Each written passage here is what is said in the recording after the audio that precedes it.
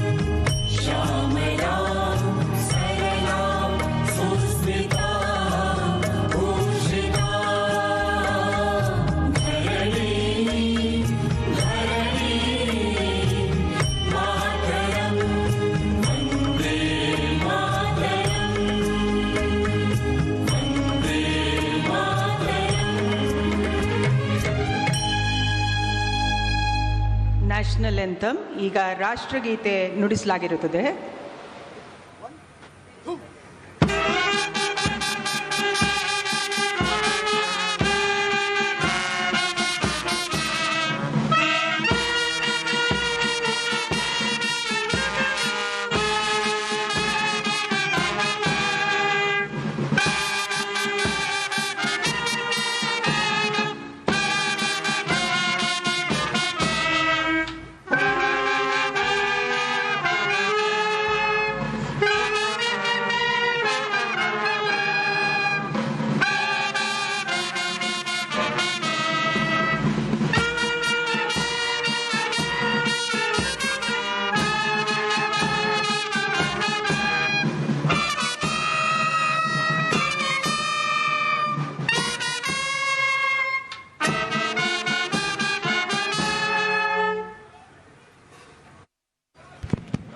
ಈಗ ಎಲ್ಲರೂ ಲಘು ಉಪಹಾರ ಕೂಟದಲ್ಲಿ ಭಾಗವಹಿಸಬೇಕು ಅಂತ ಕೋರುತ್ತೇನೆ. ಧನ್ಯವಾದ.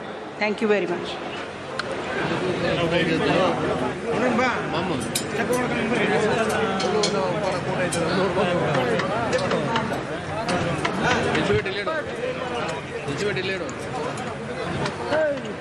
ಮುಖ್ಯಮಂತ್ರಿಯಾಗಿ ಡಿ ಕೆ ಶಿವಕುಮಾರ್ ಅವರು ಪ್ರಮಾಣ ವಚನವನ್ನು ಸ್ವೀಕರಿಸಿದ್ದಾರೆ. ಕರ್ನಾಟಕದ 25ನೇ ಮುಖ್ಯಮಂತ್ರಿಯಾಗಿ ಅಧಿಕಾರವನ್ನು ಸ್ವೀಕರಿಸಿದ್ದಾರೆ. ಶಿವಕುಮಾರ ಪರ್ವ ಇವತ್ತಿನಿಂದ ಶುರುವಾಗ್ತಾ ಇದೆ. ಇವತ್ತು ಸಂಜೆ 4:10 ಅವರು ಕರ್ನಾಟಕದ ಮುಖ್ಯಮಂತ್ರಿಯಾಗಿ ಅಧಿಕಾರವನ್ನು ಸ್ವೀಕರಿಸಿದ್ದಾರೆ. ಅವರ ಜೊತೆಗೆ ಅವರ ಸಂಪುಟದ ಸಹೋದ್ಯೋಗಿಗಳು ಕೂಡ ಈಗ ಉಪಮುಖ್ಯಮಂತ್ರಿ ಆಗಿರುವಂತಹ ಡಾಕ್ಟರ್ ಜಿ ಪರಮೇಶ್ವರ್ ಅವರು ಕರ್ನಾಟಕದ 2ನೇ ಬಾರಿಗೆ ಉಪಮುಖ್ಯಮಂತ್ರಿಯಾಗಿ 2 ಬಾರಿ ಉಪಮುಖ್ಯಮಂತ್ರಿ ಆಗಿರುವಂತಹ ರೆಕಾರ್ಡ್ ಸಿದ್ದರಾಮಯ್ಯ ಅವರ ಹೆಸರಿನಲ್ಲಿ ಮಾತ್ರ ಇತ್ತು. ಈಗ 2ನೇ ಬಾರಿ ಮುಖ್ಯಮಂತ್ರಿ ಆಗುವಂತಹ ಅವಕಾಶ ಡಾಕ್ಟರ್ ಜಿ ಪರಮೇಶ್ವರ್ ಅವರಿಗೂ ಕೂಡ ಬಂದಿದೆ. ವಿಧಾನಸೌಧದ 3ನೇ ಮಹಡಿಯ ಸಿಎಂ ಕಚೇರಿಗೆ ಹೊಸ ಬೋರ್ಡನ್ನು ಈಗ ಹಾಕಲಾಗಿದೆ. ಮುಖ್ಯಮಂತ್ರಿಯ ಬೋರ್ಡ್, ಸಿದ್ದರಾಮಯ್ಯನವರ ಬೋರ್ಡನ್ನು ತೆಗೆದು ಅಲ್ಲಿ ಶಿವಕುಮಾರ ಅವರ ಹೆಸರನ್ನು ಈಗ ಹಾಕಲಾಗ್ತಾ ಇದೆ. ಡಿ ಕೆ ಶಿವಕುಮಾರ್ ಅವರ ಹೆಸರನ್ನು ನಾವು ಫಲಕವನ್ನು ಅಲ್ಲಿ ಹಾಕಿರುವಂಥ ನಾವು ನೋಡ್ತಾ ಇದ್ವಿ. ಇವಿಷ್ಟೇ ಆಗುವಂಥದ್ದು ಅಧಿಕಾರದ ಬದಲಾವಣೆಯ ಸಂದರ್ಭಗಳಲ್ಲಿ ಆಗುವಂಥದ್ದು. ಭಾಳ ರಾಜಕಾರಣದಲ್ಲಿ ಈ ರೀತಿಯಾಗಿ ಆ ಒಂದು ಏನು ನಾಮಫಲಕಗಳನ್ನು ಹಿಡಿದಿಟ್ಟಿರುವಂತಹ ಏನದನ್ನು ತೂಗಿಸ್ತಾ ಇದ್ದಾರಲ್ಲ, ಅದು ಈ ರೀತಿಯಾಗಿ ಅನೇಕ ಮುಖ್ಯಮಂತ್ರಿಗಳ ಹೆಸರುಗಳನ್ನು ತನ್ನ ಮೇಲೆ ತೂಗಿಸ್ಕೊಂಡಿದೆ. ಈಗ ಹೊಸ ಮುಖ್ಯಮಂತ್ರಿಯವರನ್ನ ಅದು ತೋರಿಸ್ತಾ ಇದೆ. ಇದು ಕರ್ನಾಟಕದ ಮುಖ್ಯಮಂತ್ರಿ ಡಿ ಕೆ ಶಿವಕುಮಾರ್. ಕರ್ನಾಟಕದಲ್ಲಿ ಶಿವಕುಮಾರ ಪರ್ವ ಈಗ ಶುರುವಾಗಿದೆ. ರಾಜ್ಯದಲ್ಲಿ ಡಿ ಕೆ ಶಿ ಪರ್ವ ಶುರುವಾಗಿದ್ದು ಯಾವ ಸ್ವರೂಪದ ಆಡಳಿತ ಅನ್ನೋದರ ಬಗ್ಗೆ ದೊಡ್ಡ ನಿರೀಕ್ಷೆಗಳಿದ್ದಾವೆ. ಯಾಕಂದರೆ ದೊಡ್ಡ ಕನಸಿನೊಂದಿಗೆ ಮುಖ್ಯಮಂತ್ರಿ ಆದಂಥವರು ಶಿವಕುಮಾರ್ ಕಳೆದ ಕನಿಷ್ಠ ನಾವು ಲೆಕ್ಕ ಹಾಕಿದ್ರು ಕೂಡ 2008ರಲ್ಲಿ ಏನವರು ಕಾಂಗ್ರೆಸ್ನ ವರ್ಕಿಂಗ್ ಪ್ರೆಸಿಡೆಂಟ್ ಆದ್ರಲ್ಲ, ಆ ಸಂದರ್ಭದಲ್ಲೂ ಕೂಡ ಅವರು ಅವತ್ತು KPCC ಅಧ್ಯಕ್ಷರಾಗಬೇಕು ಅನ್ನೋದ್ರ ಬಗ್ಗೆ ಬಹಳ ಟ್ರೈ ಮಾಡಿದಂತಹ ನಾಯಕ. ಆದರೆ ಅವತ್ತು ಅವ್ರಿಗೆ ಅಧ್ಯಕ್ಷರಾಗುವ ಯೋಗ ಕೂಡಿ ಬರಲಿಲ್ಲ. ಅಲ್ಲಿಂದ 10 ವರ್ಷಗಳು ಕಳೆದ ನಂತರ 12 ವರ್ಷಗಳ ನಂತರ ಅವರು ಕರ್ನಾಟಕದ ಪ್ರದೇಶ ಕಾಂಗ್ರೆಸ್ನ ಅಧ್ಯಕ್ಷರಾಗಿ ನೇಮಕಗೊಳ್ತಾರೆ. ಅಲ್ಲಿಂದ 6 ವರ್ಷಗಳ ಕಾಲ ಪಕ್ಷವನ್ನು ಮುನ್ನಡೆಸಿರುವಂತಹ ರೀತಿ. ಈಗ ಕರ್ನಾಟಕದ ಮುಖ್ಯಮಂತ್ರಿಯಾಗಿ ಅಧಿಕಾರವನ್ನು ಸ್ವೀಕರಿಸಿದ್ದಾರೆ. ಹಲವು ವರ್ಷಗಳ ಕನಸು ಶಿವಕುಮಾರ್ ಅವರಿಗೆ ಇವತ್ತು ನನಸಾಗಿದೆ. ಪಕ್ಷದ ನಾಯಕರ ಮುಂದೆ ಎಲ್ಲ ಪ್ರಮುಖ ನಾಯಕರ ಜೊತೆಗೂಡಿ ಕರ್ನಾಟಕದ ಮುಖ್ಯಮಂತ್ರಿಯಾಗಿ ಅವರು ಅಧಿಕಾರವನ್ನು ಸ್ವೀಕರಿಸಿದ್ದಾರೆ. ಸಿದ್ದರಾಮಯ್ಯನವರು ಮಾಜಿಯಾಗಿದ್ದಾರೆ. ಡಿ ಕೆ ಶಿವಕುಮಾರ್ ಅವರು ಮುಖ್ಯಮಂತ್ರಿಯಾಗಿ ಅಧಿಕಾರವನ್ನು ಸ್ವೀಕರಿಸಿದ್ದಾರೆ. 13 ಸಚಿವರೊಂದಿಗೆ ಶಿವಕುಮಾರ ಸಂಪುಟ ಈಗ ರಚನೆಯಾಗಿದೆ. ಇನ್ನೂ 20 ಸ್ಥಾನಗಳನ್ನು ಖಾಲಿ ಇಟ್ಟುಕೊಂಡು ಸರ್ಕಾರದ ರಚನೆಯಾಗಿದೆ. ಶಿವಕುಮಾರ್ ಅವರು ಈಗಾಗಲೇ ಪಕ್ಷದ ನಾಯಕರುಗಳ ಜೊತೆಗೆ ಅವರ ಕುಟುಂಬ ಸದಸ್ಯರು ರಾಹುಲ್ ಗಾಂಧಿ ಅವರ ಜೊತೆಗೆ ಫೋಟೋಗೆ ಪೋಸ್ ಕೊಡ್ತಾ ಇದ್ದಾರೆ. ಶಿವಕುಮಾರ್ ಅವರ ಪುತ್ರಿ ಹಾಗೂ ಪುತ್ರ ಅಲ್ಲಿ ಜೊತೆಯಲ್ಲಿದ್ದಾರೆ, ಪತ್ನಿ ಕೂಡ ಜೊತೆಯಲ್ಲಿದ್ದಾರೆ. ಅವರ ಜೊತೆಗೆ ಈಗ ಕ್ಯಾಮರಾಗಳಿಗೆ ಪೋಸ್ ಕೊಡ್ತಿದ್ದಾರೆ. ನಾಯಕರುಗಳು, ಎಲ್ಲ ನಾಯಕರುಗಳ ಜೊತೆಗೆ ಈಗ ರಾಜ್ಯದ ಮುಖ್ಯಮಂತ್ರಿ ಮಲ್ಲಿಕಾರ್ಜುನ ಖರ್ಗೆ ಅವರನ್ನು ಕೂಡ ಕರೆಸ್ಕೊಂಡು ಅವ್ರ ಜೊತೆ ಕೂಡ ರಾಹುಲ್ ಗಾಂಧಿ ಅವರೇ ಅವ್ರನ್ನು ನಿಲ್ಲಿಸಿಕೊಂಡು ಡಿ ಕೆ ಶಿವಕುಮಾರ್ ಅವರ ಕುಟುಂಬ ಸದಸ್ಯರೊಂದಿಗೆ ಫೋಟೋಗೆ ಪೋಸ್ ಕೊಡ್ತಾ ಇದ್ದಾರೆ. ಕರ್ನಾಟಕದ ನೂತನ ಮುಖ್ಯಮಂತ್ರಿಯಾಗಿ ಅಧಿಕಾರವನ್ನು ಸ್ವೀಕರಿಸಿದ್ದಾರೆ ಡಿ ಕೆ ಶಿವಕುಮಾರ್ ಅವರು. ಶಿವಕುಮಾರ ಪರ್ವ ಶುರುವಾಗಿದೆ. ಸುದೀರ್ಘ ಅವಧಿಗೆ ಕರ್ನಾಟಕದ ಶಾಸಕರಾಗಿ 1989, 94, 99, 2004, 2008, 13, 18 ಮತ್ತು 23 ಹೀಗೆ 8 ಬಾರಿ ಕರ್ನಾಟಕದ ಶಾಸಕರಾಗಿ ಕಳೆದ 37 ವರ್ಷಗಳಿಂದ ಶಾಸನಸಭೆಯ ಸದಸ್ಯರಾಗಿ ಕೆಲಸ ಮಾಡ್ತಾ ಇರುವಂಥವರು ಡಿ ಕೆ ಶಿವಕುಮಾರ್. ಹಾಗೆಯೇ ಮಂತ್ರಿಯಾಗಿ ಮೊದಲಿಗೆ ಜೈಲು ಮಂತ್ರಿಯಾದರು, ಅದಾದ ನಂತರ ಸಹಕಾರ ಸಚಿವರಾದರು, ಆಮೇಲೆ ಬೆಂಗಳೂರು ನಗರಾಭಿವೃದ್ಧಿ ಸಚಿವರಾದರು, ಮುಂದೆ ಪವರ್ ಮಿನಿಸ್ಟರ್ ಆದರು, ಇಂಧನ ಸಚಿವರಾದರು, ಹಾಗೆಯೇ ಅದನ್ನು ಮುಂದುವರೆದು ಕನ್ನಡ ಸಂಸ್ಕೃತಿ ಸಚಿವರು, ಜಲಸಂಪನ್ಮೂಲ ಸಚಿವರು, ಮತ್ತೊಮ್ಮೆ ಬೆಂಗಳೂರು ನಗರಾಭಿವೃದ್ಧಿ ಮತ್ತು ಜಲಸಂಪನ್ಮೂಲ ಸಚಿವರು, ಜೊತೆಗೆ ಉಪಮುಖ್ಯಮಂತ್ರಿಯಾಗಿ ಕಾರ್ಯನಿರ್ವಹಿಸಿರುವ ಅಪಾರ ಅನುಭವ ಶಿವಕುಮಾರ್ ಅವರ ಬೆನ್ನಿಗಿದೆ. ಹೀಗಾಗಿ ಆಡಳಿತ ನಡೆಸುವ ಅನುಭವಗಳು ಸಂಪೂರ್ಣವಾಗಿ